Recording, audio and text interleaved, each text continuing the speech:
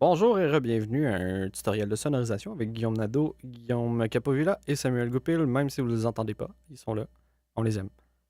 Alors aujourd'hui, les dynamiques, un peu de dynamique en fait, on va parler de gate en particulier. La gate, à quoi ça sert? C'est justement comme une porte, ça sert à laisser rentrer le son à un certain degré, puis le fermer, c'est-à-dire ne laisser passer aucun son après un certain bout de temps. Alors, si vous regardez sur l'écran en ce moment, on peut voir le beau petit sigle qui indique un peu la gate. Ce qu'on voit en ce moment, c'est le threshold, le decay, le range, le hold et l'attaque. Dans le fond, c'est tous des termes qu'on va se réserver pour le compresseur et certains effets aussi par la suite.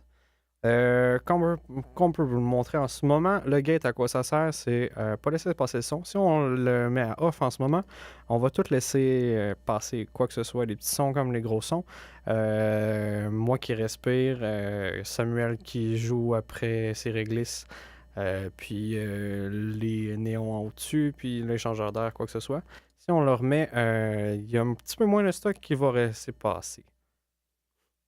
Donc, la façon que ça fonctionne, on commence avec l'attaque.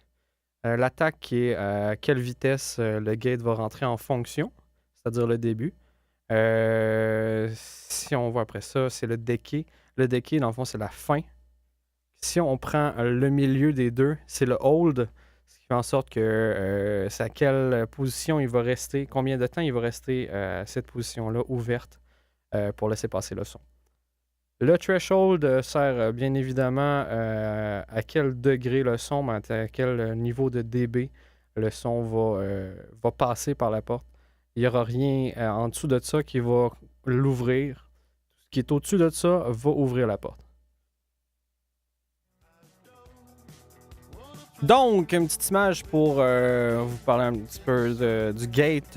Imaginez qu'un grand homme passe sur une porte, ouvre la porte, puis il passe, il ferme la porte. C'est le son qui passerait si une gate serait bien setée. Malheureusement, avec les gates, le problème reste le même si un grand monsieur passe une porte.